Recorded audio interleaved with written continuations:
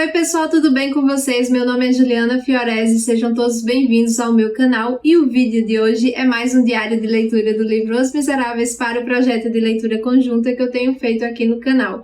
Se por acaso você chegou agora e ainda não sabe do que se trata esse projeto, eu sugiro que vá aqui na descrição desse vídeo e acesse o link com a playlist que tem todos os outros vídeos que já saíram aqui sobre o projeto.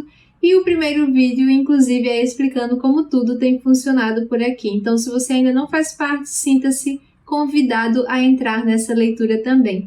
Além disso, eu deixei na descrição do vídeo o link para download do nosso cronograma de leitura. E nesse cronograma tem todos os capítulos e todas as datas em que nós leremos Os Miseráveis até o final do projeto, em maio de 2021. Lembrando que esta não é uma leitura aprofundada na obra de Victor Hugo e nem tampouco são aulas sobre Os Miseráveis. É mais uma troca de experiências literárias do livro e é exatamente isso que eu tenho feito aqui no canal. Eu leio as metas diárias e venho contar para vocês as minhas próprias percepções pessoais sobre cada meta estabelecida aqui, tá certo? No vídeo de hoje nós vamos falar sobre os capítulos 3, 4, 5 e 6 do livro 5º da parte 2 de Os Miseráveis. Então, se vocês ainda não leram esses capítulos, eu sugiro que parem o vídeo aqui, leiam os capítulos e depois voltem, porque o vídeo de hoje contém spoilers. Vamos lá?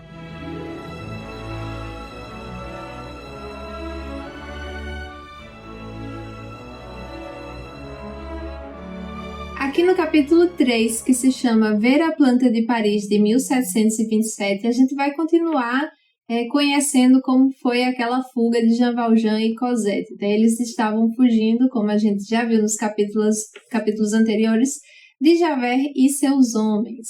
E aí, em um determinado momento dessa fuga, Jean Valjean precisa tomar uma decisão, porque ele vai parar na frente de uma bifurcação e ele precisa escolher entre seguir à esquerda ou à direita. Uma dessas ruas vai dar em outras ruas mais movimentadas, mas não era isso que ele queria, então ele acaba tomando o outro lado, a segunda rua, né, que ia dar para um local muito mais deserto e aí com mais possibilidades de se esconder. Então ele consegue ir para esse local. Aí a gente vai continuar acompanhando isso, Cosette tá ali com ele, eles estão andando mais devagar por conta da menina, né, que agora ela estava indo com seus passinhos lentos, mas Jean Valjean estava ali com todo o cuidado do mundo para que ninguém os percebesse, só que inevitavelmente ele chega em outro momento em que ele precisa fazer uma escolha entre tomar ou a rua do lado esquerdo ou a rua do lado direito. Ele vê que uma das suas possibilidades ia dar num beco sem saída, ou seja, ele não teria possibilidade de fuga se escolhesse aquela rua, e a outra rua seria a melhor opção para ele conseguir fugir. Só que ele percebe que nessa outra rua, onde a fuga seria possível, ele vê uma sombra de uma pessoa, e a gente fica sabendo que aquela sombra era a sombra de Javert. E aí, Jean Valjean começa a realmente ficar muito desesperado naquele momento, porque ele vê-se ali cercado por todos os policiais, né, que ali estavam, em qualquer lado que ele fosse. Ele, por enquanto, está ali bem escondidinho, naquele bairro que se chama, que a gente vai saber aqui, que se chama Petit Picpus. E era um bairro muito deserto, onde tinha muitas oficinas, tinha conventos, então chegava ali determinada hora no final do dia que parecia que não existia mais ninguém, porque tudo fechava e tinha poucas casas, né, com moradia e tudo mais. Então era um bairro muito deserto, ele era mal iluminado também, e o narrador vai dizer aqui que aquele bairro atualmente não existe mais, mas se a pessoa for ver na planta de 1727, aquele bairro estaria ali, e aí ele dá as coordenadas de onde o bairro se encontraria, né? Mas sobre isso tem uma nota interessante aqui, uma nota de rodapé, que eu até marquei para mostrar para vocês. A nota diz o seguinte: o Petit Picpus, de que fala Victor Hugo, como algumas ruas citadas nessa parte do livro, são concepções fantásticas do autor, que se comprazia em misturar o real com o imaginário. A planta de Paris datada de 1727, de que o autor nos dá tantos pormenores, se existisse, não poderia ser desenhada por Denis Thierry. Thierry é o nome de uma família francesa de impressores. Existem 2 Thierry, irmãos com nomes idênticos. Denis, um faleceu em 1657, o outro em 1712. Nenhum deles, portanto, poderia publicar A Planta de Paris de 1727. Talvez Jean Girin, sobre quem não encontramos notícia alguma, o tenha feito.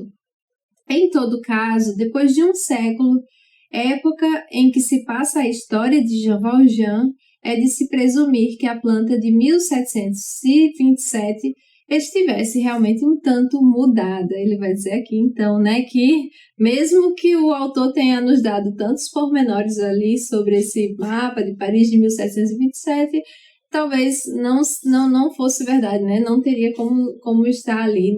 Tanto esse Petit Picpus quanto algumas outras ruas, né? Conforme tem informando aqui na nota de rodapé. E aí a gente vai ver que Jean Valjean realmente estava ali sem saída e que ele estava tremendo de medo, tentando pensar em alguma coisa para poder escapar de Javert e seus homens. Aqui no capítulo 4, que se chama Fuga às Apalpadelas, a gente vai ver Jean Valjean naquele momento em que ele encontra-se sem saída nenhuma, começando a observar se existe, se não lhe escapou nenhuma maneira de fugir daquele local. Então ele começa a observar as 2 ruas em que ele se encontra, ele está ali escondidinho numa sombra, ou seja, ninguém está conseguindo enxergá-lo até aquele momento, né? Então ele começa a olhar as 2 ruas que ele tinha para seguir. Uma dessas ruas tinham várias e várias casinhas com um aspecto mais pobre, mas que tinham ali seus muros mais baixinhos. E do outro lado existia um muro muito extenso e apenas uma construção. E aí ele começa a olhar por esse lado, começa a ver o aspecto daquela construção e ele começa a pensar realmente que aquela construção estava ali abandonada por conta de seu aspecto muito triste, estava ali tudo apagado, né? Ele vai perceber, inclusive, que todas as janelas daquele edifício, elas eram fechadas por grades. E aí vai começar a observar também que parecia que estava abandonada, porque não estava bem cuidado. E aí ele começa a tentar procurar alguma escapatória para essa construção. Isso lhe dá um pouco de esperança, porque seria a única maneira dele conseguir fugir de Javert e de seus homens. Então ele começa a olhar assim que na parede tem algumas ramificações com canos, né? E aí ele coloca a Cosette ali sentadinha e diz para ela não fazer nenhum barulho, que ele já volta. E aí ele vai procurar onde começa a calha, né, daqueles canos. Só que aí ele começa a analisar melhor e vê que aqueles canos, eles eram muito velhos, estavam ali apenas presos, mas que ele não conseguiria subir através dos canos, né? E poderia, inclusive, chamar a atenção por conta do barulho e tudo mais. Ele desiste dessa opção e volta para onde está Cosette. E aí ele percebe esses 2 portões que lá existiam, né? Ele olha, um portão ele é menorzinho e o outro é muito maior. E aí ele vê que o primeiro portão, o menor, já não ia dar mesmo porque ele estava todo murado. E aí quando ele olha para o segundo, ele consegue ver que tem algumas madeiras ali, ele consegue ver que ele conseguiria retirá-las, inclusive. E tem umas 2 ou 3 barras assim de ferro, mas que para Jean Valjean, né, com a força que ele tinha, seria possível retirá-las também. Só que aí ele vê que atrás dessas madeiras, atrás desse portão existia concreto, né? Havia ali então uma construção. Então não teria possibilidades dele passar pelo portão, porque assim, tirar a madeira, tirar aquele ferro velho que lá tinha, seria fácil, mas ele não conseguiria ir além do portão por conta do concreto, por conta da parede de construção. E aí ele vai ver que é um edifício que tem ali 3 andares, e aí ele começa a ficar realmente com muito medo por conta disso, né? Que ele não consegue enxergar ali nenhuma saída, nem para ele, nem para Cosette, e isso lhe causa arrepios, ele fica realmente muito desesperado. Cada vez mais o tempo está passando, né? E cada vez mais próximo à chegada de Javert cada vez mais rápido eles encontrariam os dois. Então Jean Valjean entra em total desespero nesse momento. Aqui no capítulo 5, que se chama O que seria impossível com a iluminação a gás, a gente vai ter acesso à visão de Jean Valjean, né? Ele estava ali naquele desespero total dele, e aí quando ele olha na direção daquela sombra de Javert, ele percebe que havia chegado ali um pelotão com pelo menos 7 ou 8 homens, né, da polícia, e que provavelmente Javert havia encontrado com eles e pedido ajuda para que eles vasculhassem ali o local, né? E nisso Jean Valjean fica completamente desesperado, né? Ele já estava desesperado anteriormente, depois que ele viu esses homens, essa quantidade de homens à sua procura, então ele entrou realmente no maior desespero do mundo. E aí ele começou a analisar aquele muro, né, onde tinha aquele portão e tudo mais, e ele começou, como era um muro que tinha várias entradinhas, ele começou a analisar, a fazer alguns cálculos ali, porque facilmente, com a força que ele tinha, ele conseguiria chegar lá em cima para pular o muro daquela construção. Só que aí tinha Cosette, né, então o peso de Cosette não deixaria essa tarefa tão fácil, seria meio que impossível para ele conseguir chegar lá com sucesso, né? Então ele começa a analisar todos os cantos e aí ele pensa, somente se eu tivesse uma corda eu conseguiria fazer essa travessia, né? E aí tem uma frase que eu achei muito interessante aqui nesse capítulo que diz o seguinte: todas as situações extremas têm suas inspirações luminosas que ou nos cegam ou nos iluminam. E foi justamente aí, nesse desespero total, que Jean Valjean ele conseguiu enxergar que ali na rua tinham os lampiões e para acender esses lampiões era preciso que eles tivessem cordas, realmente. E era tudo o que Jean Valjean precisava, né? E a gente já viu em alguns capítulos anteriores que os lampiões naquela noite, por conta da lua, eles não haviam sido acesos. Nisso, Jean Valjean vai rapidamente até um lampião, ele corta a corda que tinha lá e aí ele volta para onde ele tinha deixado Cosette. Só que aí Cosette ela começa a ficar meio inquieta, porque afinal de contas esse passeio, né, essa fuga já tinha durado muito tempo, ela começou a ficar inquieta e aí ela começou a perguntar para Jean Valjean o que estava acontecendo. Jean Valjean pede para ela fazer muito silêncio e ele diz, inclusive, que é a Madame Thénardier que está vindo em busca de Cosette, porque ele sabia que a coisa que Cosette mais tinha medo era da família Thénardier. E aí, com isso, ela fica com tanto medo, ela começa a tremer e ela fica bem quietinha, bem caladinha. E aí, Jean Valjean, ele tira uma gravata, amarra na corda, né, que ele pegou e coloca debaixo dos bracinhos de Cosette, né, ele dá um nó ali. E aí ele escala o muro, quando ele chega lá em cima, ele consegue puxar Cosette lá para cima também e ela, por incrível que pareça, não fez nenhum barulhinho, não fez nada, não gritou, não chorou, ficou ali quietinha porque ela realmente tinha muito medo da Madame Thénardier.